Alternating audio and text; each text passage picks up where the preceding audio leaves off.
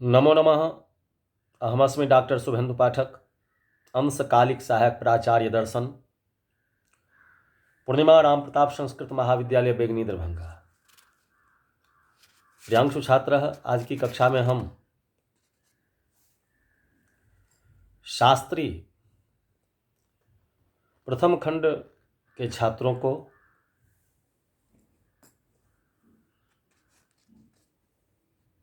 के लिए कति गुनाह के चौथे। तो प्रियांशु छात्र, रूप, रस, गंध, स्पर्श, संख्या, परिमाण, पृथकत्व, संयोग, विभाग, अपरत्व, द्रवत्व, गुरुत्व, स्नेह, शब्द, बुद्धि, सुख, दुख, इच्छा, द्वेष, प्रयत्न, धर्म, अधर्म, संस्काराश्चतुर्विध चतुर्विंशति गुणा। तो गुणाः कति के चौथे इति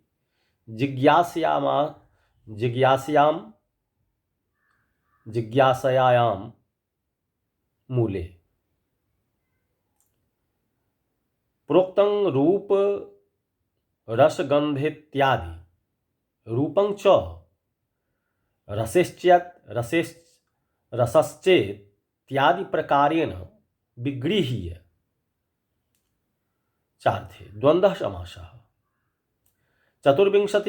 चतुर्विंशति संख्याकाः समान्यवत्वे इति कर्माण्यत्वे सति निर्गुणत्वं गुणस्य लक्षणम्। सामान्यादीनां न सामान्यवत्वं कर्मणो न कर्माण्यत्वं द्रवत्वं न निर्गुणत्वम् इति न तत्र तत्राति व्याप्तिः। लघुत्व मृदुत्व कठिनत्वादीनादाय न गुणाधिक्याशंका कर्तव्या। लघुत्वस्य गुरुत्वाभाव रूपत्वात् मृदुत्व कठिनत्व योस्तु योग धर्म रूपत्वात् गुणे समवायेन गुणाभावेपि रूप स्वरूप संबंधेन तत्सत्वे बाधकाभावेन चतुर्विंशति गुणाः इति संख्यात्मक गुण विशिष्ट गुण प्रतिपादकस्य वाक्यस्य प्रयोगे न संगत इति। तो प्रियांशु छात्र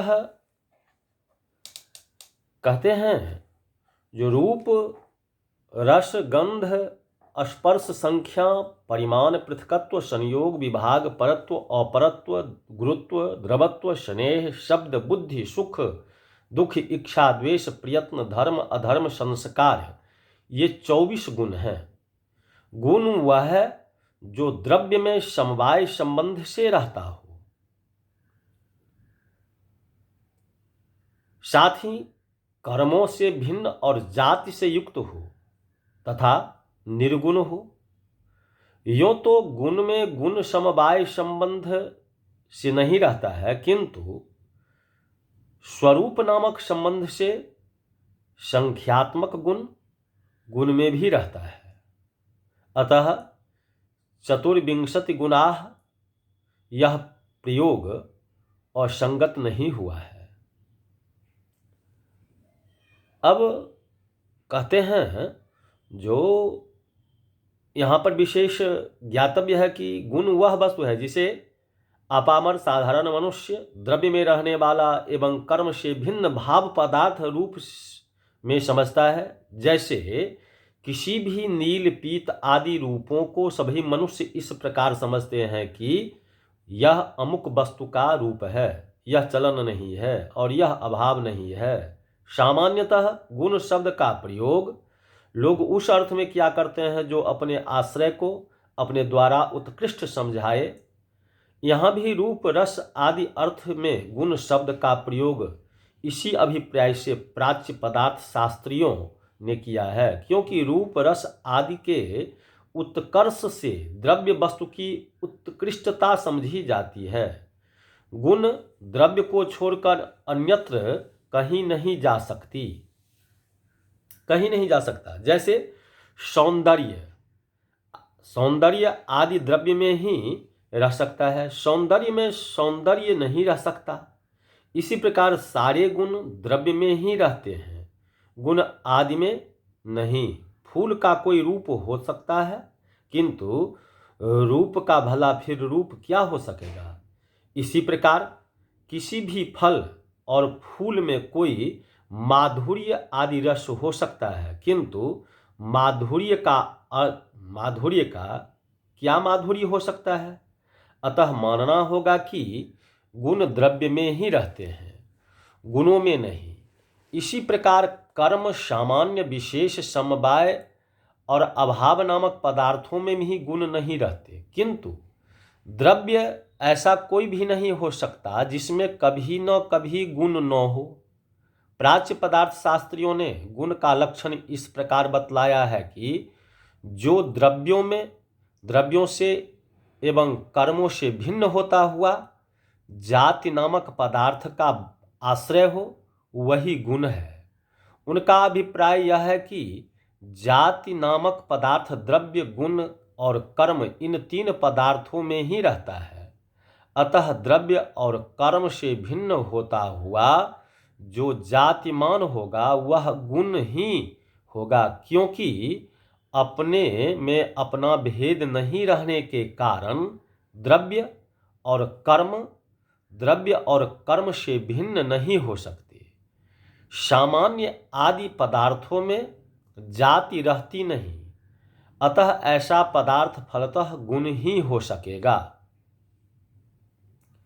कुछ लोग गुण को स्वतंत्र पदार्थ नहीं मानते। उनका कहना है कि गुण और गुणी एक ही वस्तु होते हैं।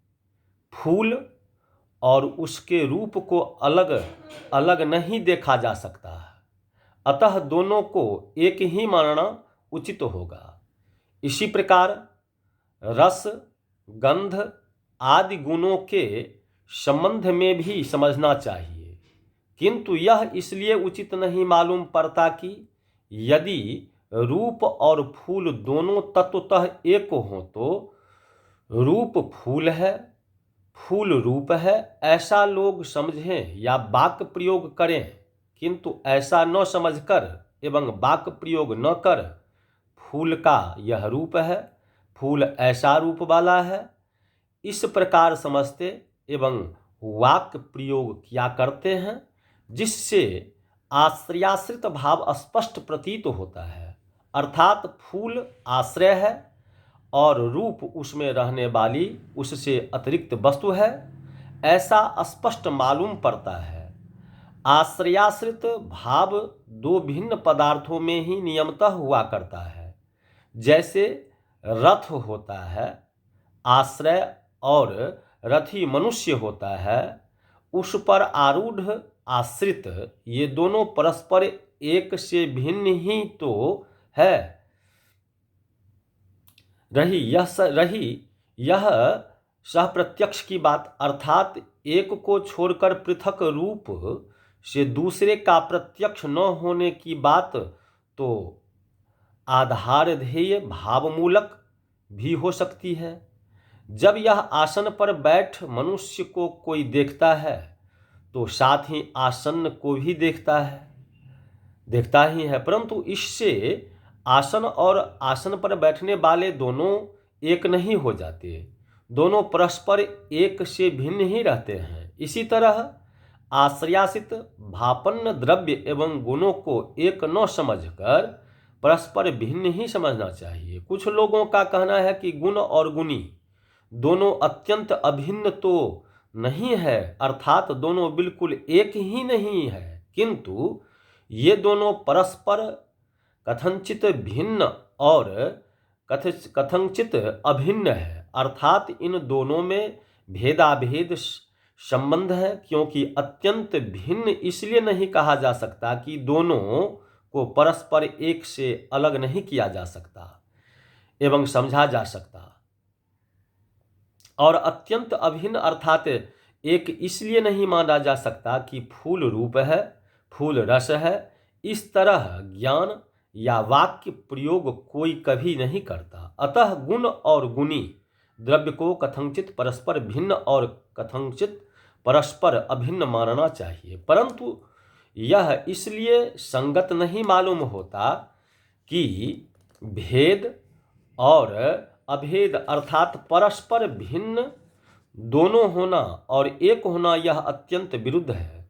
दो पदार्थ परस्पर संयुक्त या संबंध भले ही हो, परंतु वे कभी एक नहीं हो सकते। जैसे परस्पर भिन्न होने वाले अश्व और महिष कभी एक नहीं हो सकते, उसी प्रकार गुण और गुणी अर्थात गुण और द्रव्य जैसे नील, पीत आदि रूप और उसके आधार फूल, ये दोनों कभी एक नहीं हो सकते।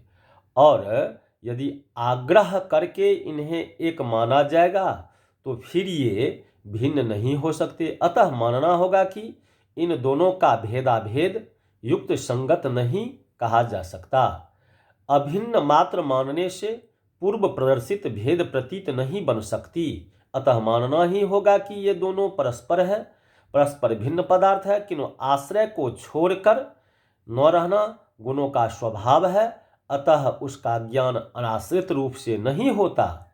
गुण के प्रभेद यूं तो अवान्तर भेदों के ऊपर दृक्पात करने पर गुण भी असंख्य होते हैं, क्योंकि उनके आश्रय अनंत हैं। तथापि वर्गीकरण के आधार पर इनका भी परिगणन हो सकता है।